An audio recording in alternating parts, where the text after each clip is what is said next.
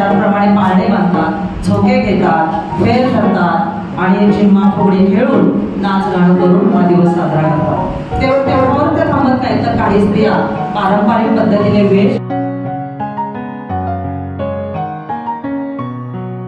प्रॉपरपणे समतोल निर्माण करायचं काम हे साफ करत असतो. ठीक आहे, आपण काही बघूया सापाचे कोणते आहेत ते. पहिले म्हणजे बिनविषारी सर्प, निम्नविषारी सर्प आणि विषारी सर्प, असं आपण 3 गोष्टीमध्ये सापांचं वर्गीकरण केलेलं आहे. ठीक आहे, एक एक करून साप बघूया आपण. आता बिनविषारी सर्प म्हणजे काय, त्यामध्ये विष येतच नाही आणि माणूस मरत नाही.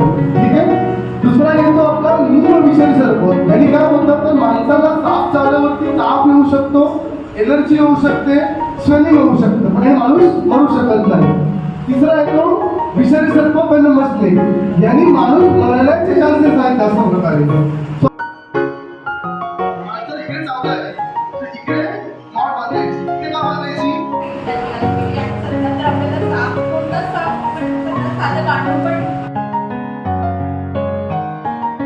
सफाई केलं असतं